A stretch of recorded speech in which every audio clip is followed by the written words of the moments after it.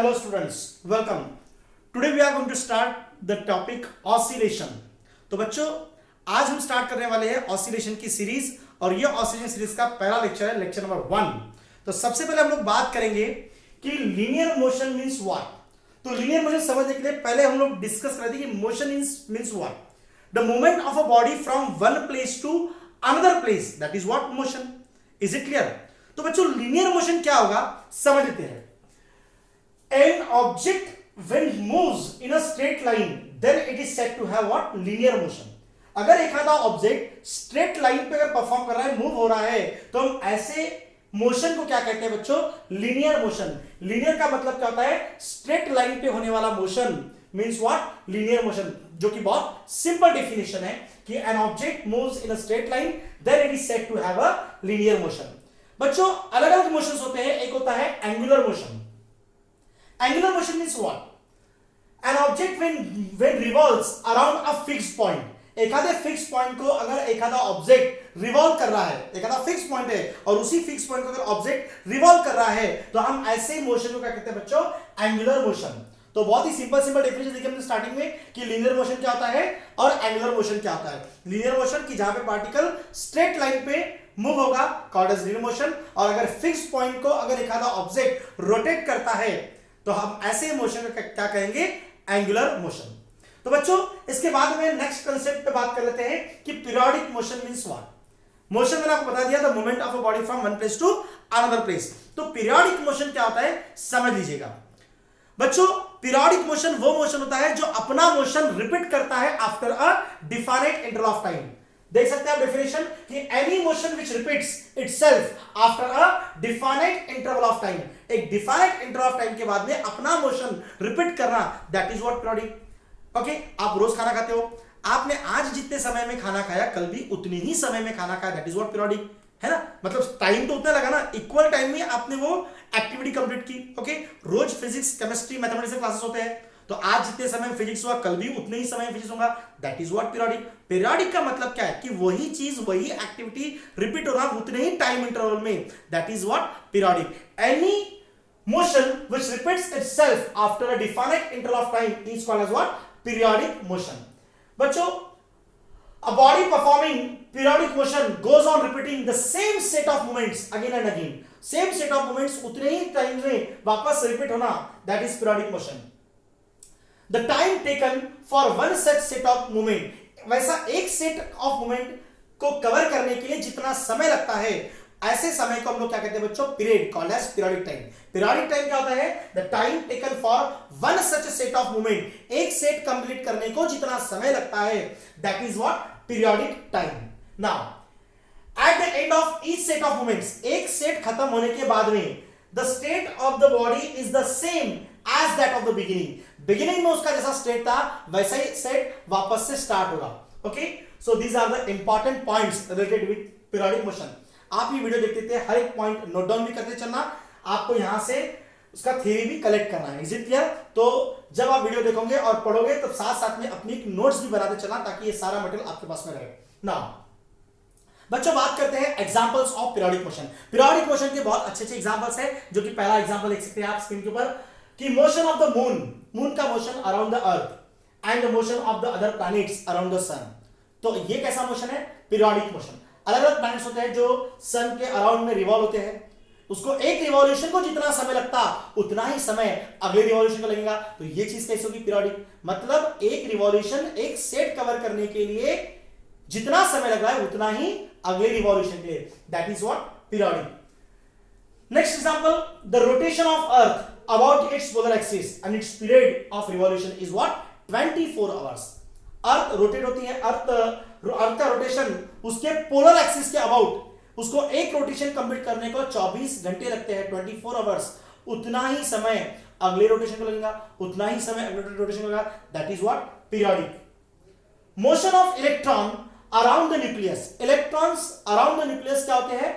Revolve होते हैं। एक रिवॉल्यूशन को जितना समय लग रहा है उतना ही समय अगले रिवॉल्यूशन को, that is another example.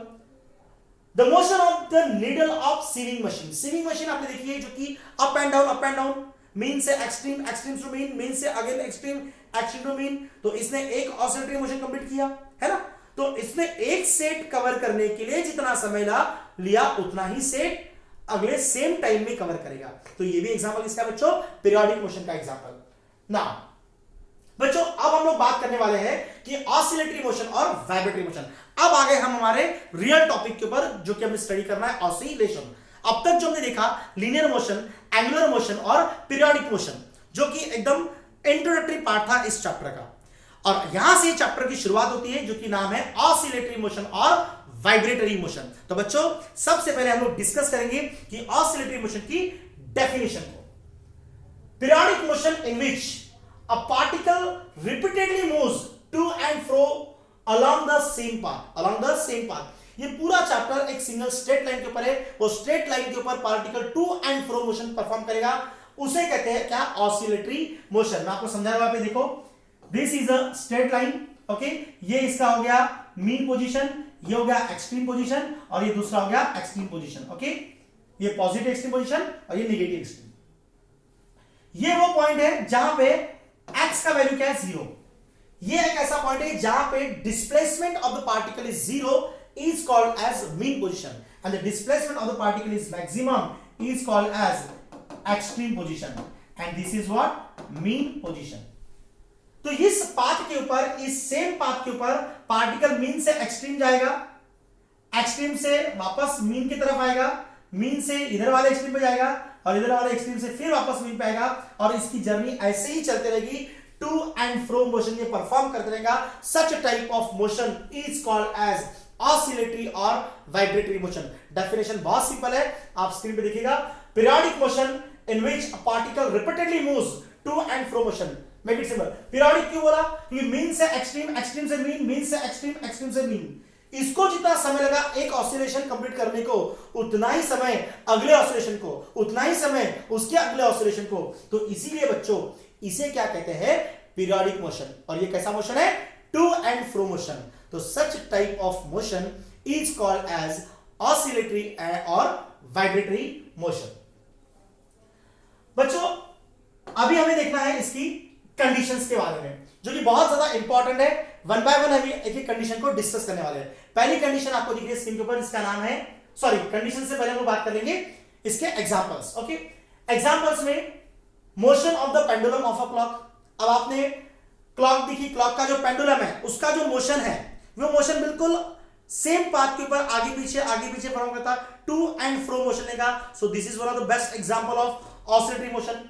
Number 2, vibrations of guitar और वायलिन स्ट्रिंग, ओके। अब आपने ये इंस्ट्रूमेंट्स देखे, that is a musical instruments, okay. Guitar सबको पता है सबका फेवरेट इंस्ट्रूमेंट है। तो यहां पे जिसकी जो वाइब्रेशंस होते हैं ये अप एंड डाउन वाइब्रेशंस है, okay. Such type of vibrations is called as what? Oscillatory और वाइब्रेटरी वाइब्रेशंस।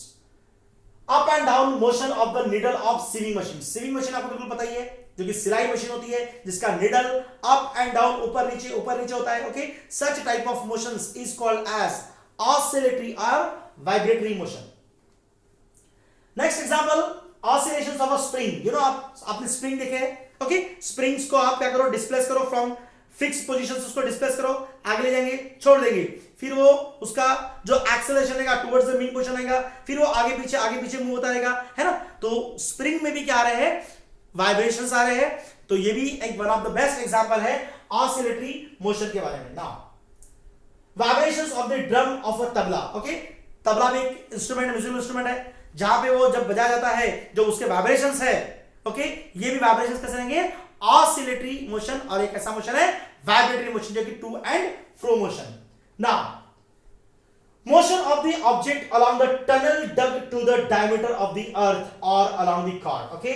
ध्यान से समझ लेना इस एग्जांपल को। इस एग्जांपल के बारे में हम आगे इसको डिटेल में देखने वाले हैं हमारे एमएसटीसीटी के कांसेप्ट्स के अंदर। मैं आपको बताऊंगा कि motion of object along the tunnel dug, okay. हमको एक अर्थ लेनी है और अर्थ में एक सुरंग खोदनी है ना।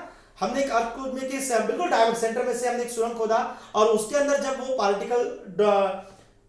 उस पार्टिकल जब ट्रैवल करेगा उस टनल के अंदर, ओके, तो उसके जो मोशंस है ये कैसे रहेंगे? टू एंड फ्रो रहेगा। ये ऑसिलेटरी मोशन लेगा। ये हमको डिटेल में आगे स्टडी करना है। जैसे कि ये अर्थ मैंने यहां पे लिया और यहां से मैंने एक सुरंग खोदा, ओके, और इसके अंदर जब ये पार्टिकल जाएगा तो ये मीन से एक्सट्रीम सॉरी एक्सट्रीम से मीन, फिर मीन से एक्सट्रीम, फिर ऊपर जाएगा, ये क्या लेगा यहाँ पे टू एंड फ्रो मोशन लेगा। तो ये भी कैसा है, ऑसिलेटरी मोशन है। इसके डिटेल्स में हम लोग इसके आगे वाले जो नए नए वीडियोस आते रहेंगे उसमें डिटेल में देखने वाले हैं। Motion of the object of tunnel dug to the diameter of the earth, या फिर अलोंग द कॉर्ड। अगर किसी कॉर्ड में से भी हमने कॉर्ड बनाई और यहां से हमने एक सुरंग पास किया, तो इसमें भी जो ये रहेंगे ऑसिलेशंस, ये कैसे रहेंगे, टू एंड फ्रो मोशन में ये परफॉर्म करेगा अपना motion. Okay, so these are the best examples related with oscillatory motion. बच्चों इसके बाद में हम लोग बात करेंगे अब कंडीशंस कि ऑसिलेटरी मोशन की कंडीशंस क्या है, कौन कौन सी कंडीशंस की इंपॉर्टेंट है। पहली कंडीशन देखें हम लोग क्या, रिस्टोरिंग फोर्स। अब बच्चों रिस्टोरिंग फोर्स किसे बोलते हैं, रिस्टोरिंग फोर्स वो फोर्स होता है जब देखो, अगर मैं एक एग्जांपल देता हूं कि रबर है, रबर को मैंने स्ट्रेच किया, स्ट्रेच जैसे क्या मैंने डिस्प्लेस किया उसको मीन पोजीशन से उसको एक्सट्रीम पे ले गया। ओके, जैसे ही मैं उसको स्ट्रेच किया, व्हाट हैपन, उस रबर के अंदर इंटरनल फोर्सेस डेवलप्ड हो गए, है ना। तो जैसे ही उसको मैं एक्सट्रीम पे ले जाके छोड़ दूंगा तो it brings back to the original position, it brings back to the original position. हमने एक बचपन में खेल खेला कि रबर को कट करने का और फिर ऐसा पकड़ने का और स्टार्ट कर उसको छोड़ने का, तो वो बहुत ताकत से लगता था, है ना। तो वो देखा है आप लोगों ने। तो कैसा होता है कि जैसे आप उसको स्ट्रेच करोगे ना तो उसके अंदर इंटरनल फोर्सेस डेवलप हो जाएंगे, और जैसे आप उसको छोड़ दोगे मतलब उसको आपने रिस्टोर कर दिया तो it bring back to the original position. Okay, so this is what restoring force. Restoring force क्या होता है, internal forces develop in the body which brings back to the original position, that is the restoring force. Once again I will repeat, restoring force वो force होता है जो body को वापस से back to the original position पे लाने के लिए मजबूर करता है। अब वो कौन से फोर्सेस है, अंदर के internal forces. Internal forces body को वापस से अपने ओरिजिनल पोजीशन पे लाने के लिए मदद करते हैं, उन्हें कहते हैं क्या, रिस्टोरिंग फोर्स। ओके, तो आप समझ सकते हैं कि यहां पे हमने सेम पाथ लिया, स्ट्रेट लाइन लिया, ये उसकी मीन पोजीशन हो गई, ये एक्सट्रीम पोजीशन हो गई, और ये भी क्या होगी, एक एक्सट्रीम पोजीशन। ओके, देखो मैंने पार्टिकल का यहां पे डिस्प्लेसमेंट x का वैल्यू यहां पे 0 है, मैं जैसे जैसे पार्टिकल को यहां से आगे ले जाऊंगा, इसको डिस्प्लेस करूंगा, x को मैं आगे बढ़ाऊंगा, तो इसका फोर्स हमेशा किधर रहेगा, towards the mean position. Okay, अब ऐसा तो होने वाला नहीं कि मैंने इसको यहां से आगे डिस्प्लेस किया तो छोड़ दिया तो ये आगे जाएगा, नहीं, ये वापस अपने ओरिजिनल पोजीशन पे आएगा। मतलब डिस्प्लेसमेंट अगर आगे हुआ तो फोर्स किधर रहेगा, टुवर्ड्स द मीन पोजीशन। करके देखना, रबर को स्ट्रेच करना और छोड़ना, वो पीछे नहीं आएगा, वो टुवर्ड्स द मीन पोजीशन ही जाएगा। मतलब force is directly proportional to what, displacement. जितना ज्यादा डिस्प्लेसमेंट उतना ज्यादा फोर्स। समझ में आ रहा है। अब दोनों के डायरेक्शंस देखो, डिस्प्लेसमेंट जा रहा राइट साइड में, फोर्स आ रहा उसके अपोजिट डायरेक्शन में, तो negative sign indicates that force and displacement are always oppositely directed. इसको अब force means what, mass into acceleration. Mass into, ये तो बेसिक से आपको बताइए, फोर्स का फॉर्मूला बचपन से पढ़ते हैं छोटी क्लासेस में। फोर्स इज इक्वल टू क्या होता है, मास इनटू एक्सेलरेशन। अगर force towards the mean position है तो एक्सेलरेशन भी किधर हुआ, टुवर्ड्स द मीन पोजीशन। तो हम लोग ऐसा भी बोल सकते हैं कि acceleration is directly proportional to displacement, negative sign indicates that both are always oppositely directed. आपको कोई बुक्स में ये कंडीशन मिलेगी और कोई बुक्स में ये कंडीशन मिलेगी, घबराने का नहीं, बहुत इजी है। तो इस चैप्टर का जो मेन इक्वेशन है कि जहां से इस चैप्टर की बहुत बड़ी जर्नी स्टार्ट होने वाली है, तो वो है ये, force is directly proportional to what, displacement. और यहीं से चैप्टर आगे बहुत डेवलप होने वाला है। हम step by step her video में देखेंगे, इस चैप्टर को आगे बढ़ाते रहेंगे। फिलहाल इसको कंटिन्यू करते हैं। तो यहां पे मैं इसको अगर आगे बढ़ाऊंगा तो F इज इक्वल टू आएगा माइनस के एक्स, ये negative sign as it is, x as it, यहां से डायरेक्टली प्रोपोर्शनल हटा दिया तो K क्या है, कांस्टेंट। इसे कहते हैं क्या, इस K को कहते हैं बच्चों क्या, इसे कहते हैं फोर्स कांस्टेंट। इसे क्या कहते हैं, फोर्स कांस्टेंट। यहां से K इज इक्वल टू क्या आएगा, इन मैग्नीट्यूड, मैग्नीट्यूड में माइनस साइन तो हट जाएगा, तो K इज इक्वल टू क्या आएगा, F by x। Force is measured in newton, displacement in meter, तो unit of force constant is what, newton per meter. Dimension से बात कर लेते हैं। फोर्स का डायमेंशन तो आपको बिल्कुल पता होना चाहिए, क्या होता है, मास इनटू एक्सेलरेशन। फॉर्मूला, मास मतलब क्या हो गया, m1, एक्सेलरेशन क्या होता है, मीटर पर सेकंड स्क्वायर, तो L1 t माइनस 2 डिवाइड में डिस्प्लेसमेंट क्या हो गया मीटर, तो that is what L1, L1 get cancel, तो what we get m1 L0 और t माइनस 2। तो ये किसका डायमेंशन हो गया, this is the dimension of force constant. Is it clear बच्चों, ये फोर्स कांस्टेंट का डायमेंशन मैंने कैलकुलेट किया। तो this is the one of the important condition of oscillatory motion. बच्चों इसके बाद में नेक्स्ट बात करेंगे inertia. System should possess inertia, है ना, कि अब जब पार्टिकल अपना मोशन परफॉर्म कर रहा है उस स्ट्रेट पाथ के ऊपर, जहां से वो मीन से एक्सट्रीम जा रहा, एक्सट्रीम से मीन, फिर मीन से एक्सट्रीम, अब ऐसा वो चलता ही रहा, to and fro motion continue ले रहा है।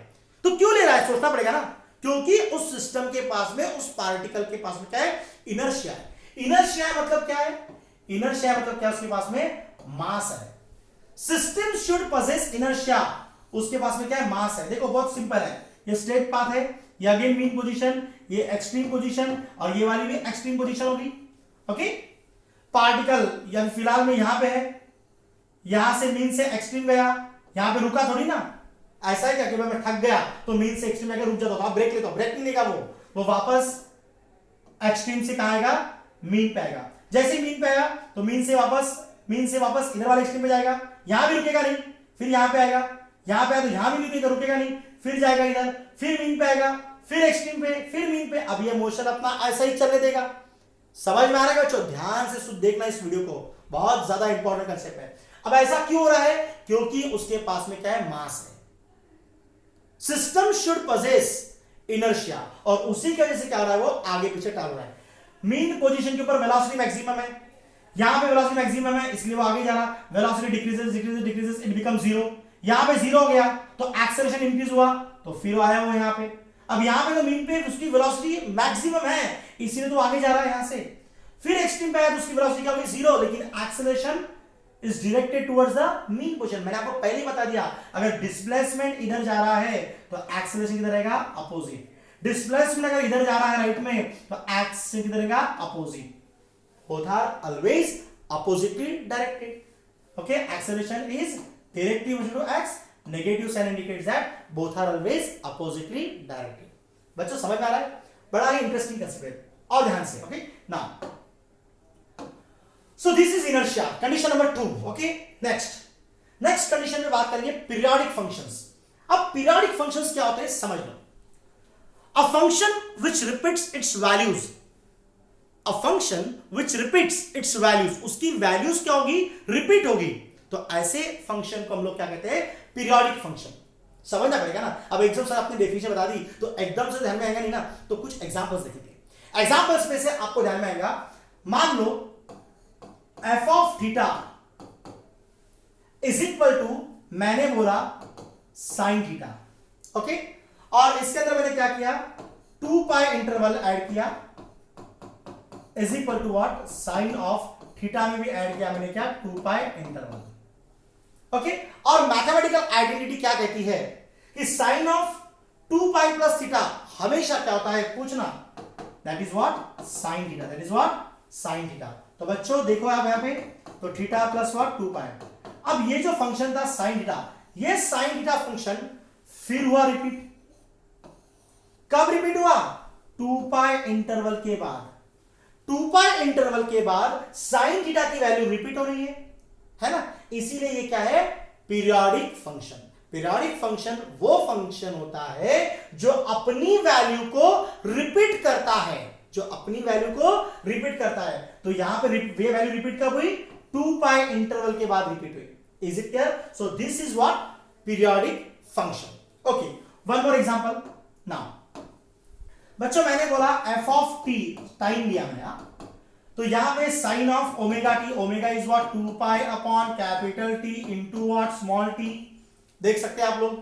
अब यहां पे मैंने टाइम पीरियड कैपिटल टी लिया, ऐड किया, तो यहां पे भी मैं बोलूंगा sine of 2 pi capital T into small t plus T. यहां से आप देखेंगे साइन ऑफ 2 पाई को मैंने क्या किया पे, देखो ये स्मॉल टी में ऐड किया, 2 पाई टी को मल्टीप्लाई किया, 2 pi into small t upon capital T. अब ये 2 पाई अपॉन टी इस कैपिटल टी में मल्टीप्लाई करूंगा तो T T get cancel, what we get 2 pi. Okay, तो यहां पे आप देखो साइन ऑफ 2 पाई, मैथमेटिक्स में आइडेंटिटी है, साइन ऑफ 2 पाई कुछ भी होता है तो क्या आएगा, जैसे कि पहले देखा ना sine of 2 pi plus theta क्या था, sine theta. Similarly sine of 2 pi plus कुछ भी रहेगा तो क्या आएगा, sine of 2 pi small t upon capital T. तो सेम यहां पे रिपीट होगा f of t plus capital T. देख सकते हैं बच्चों आप कि ये वाली चीज और ये वाली चीज फिर क्या हुई, रिपीट हुई। फिर क्या हुई, रिपीट हुई। कब रिपीट हुई, कैपिटल टी इंटरवल के बाद में, है ना। टी इंटरवल के बाद में ये फंक्शन फिर से रिपीट हो रहा है, तो इसीलिए क्या हो गया, पीरियोडिक फंक्शन। तो बच्चों आपको ध्यान में आ चुका होगा कि पीरियोडिक फंक्शन क्या होता है, a function which repeats its values is called as periodic functions. Next बच्चों बहुत ही इंपॉर्टेंट कंडीशन मैं आपको भी समझाने जा रहा हूं कि every oscillatory motion is periodic but every periodic motion need not be oscillatory. कुछ समझ में आया क्या, समझेगा। Every oscillatory motion is periodic मतलब क्या समझा कि हर ऑसिलेटरी मोशन ये क्या है, पीरियोडिक है। स्विंग नीडल जो कि अप एंड डाउन, ये तो सबने देखा है, कॉमन एग्जांपल है। मीन से एक्सट्रीम गया, एक्सट्रीम से मीन, फिर मीन से एक्सट्रीम, ऊपर नीचे अप एंड डाउन। अब इसने एक मोशन कंप्लीट किया, मीन से एक्सट्रीम गया, एक्सट्रीम से मीन से एक्सट्रीम, एक्सट्रीम से मीन, एक सेट कंप्लीट हुआ। एक सेट कंप्लीट करने को जितना समय लगा that is what periodic time. बोला था मैंने इसके पहले, वीडियो बैक करके देखना, मैंने इसके बोला था एक set complete time taken by the particle to complete one set of movement is called as periodic. तो अगला सेट कवर करने को भी उतना ही टाइम लगेगा। तो ऑसिलेटरी मोशन ये क्या होता है, periodic. But every periodic motion need not be oscillatory. देखो थ्योरेटिकल पार्ट देखो, in case of oscillatory motion object performs set of oscillations. Object क्या परफॉर्म करता, set of oscillations and comes back to original position. तो इसीलिए every oscillatory motion is what, periodic. Circular motion is periodic but as it repeats the same set of movements after a definite interval of time। समझाता हूं मैं। Circular motion आपने देखा है ना, 12 बजे 12 आवर्स के बाद फिर 1 2 3 अप टू वापस 12, एक इसका रोटेशन कंप्लीट हुआ, इज इट क्लियर, वो 12 आवर्स हुआ, तो अगला रोटेशन भी सेम टाइम में होगा। तो circular motion is what, periodic motion ना, समय सेम लगा ना, एक रोटेशन कंप्लीट करने के लिए समय एक कंप्लीट वो राउंड कवर करने के लिए उसको एक जो टाइम लग रहा है वो टाइम उसको वापस उतना ही लग रहा। तो circular motion is what, periodic. It repeats the same state of movements after the defined of time but it is not oscillatory motion. But it is not, लेकिन वो ऑसिलेटरी मोशन है क्या, नहीं है। तो मैं वही समझा रहा हूं आपको कि ऑसिलेटरी मोशन ये पीरियोडिक मोशन होता है बट हर पीरियोडिक मोशन ये ऑसिलेटरी मोशन नहीं होता है। ये आपको थ्योरेटिकल पार्ट ध्यान में आया कि circular motion is periodic as it repeats the same set of movements after a definite interval of time but it is not oscillatory as the motion is not to and fro motion about a mean position. Circular motion to and fro motion है क्या, नहीं, वो तो गोल घूम रहा है ना, तो वो पीरियोडिक मोशन है। तो इसलिए तो समझा रहा हूं मैं, पीरियोडिक मोशन ये ऑसिलेटरी मोशन नहीं होता, लेकिन ऑसिलेटरी मोशन ये पीरियोडिक हमेशा होता है। Is it clear? तो इस पीपीटी को, इस वीडियो का बार बार देखना, आपको डेफिनेटली कंसेप्ट क्लियर हो जाएगा। ठीक है, तो यहां पे ये पहले वीडियो में मैंने आपको क्लियर किया कि लीनियर मोशन क्या होता है, एंगुलर मोशन क्या होता है और पीरियोडिक मोशन क्या होता है। ओके, उसके बाद में मैंने आपको सिखाया कि ऑसिलेटरी मोशन और वाइब्रेटरी मोशन, उसके एग्जांपल्स, उसकी कंडीशंस। ओके, और बाद में हमने ये इंपॉर्टेंट कंसेप्ट देखा कि every oscillatory motion is periodic but periodic motion need not be oscillatory. इस वीडियो को बार बार देखो और ये तब तक देखो जब तक ये आपको पूरा कंसेप्ट क्लियर नहीं होता।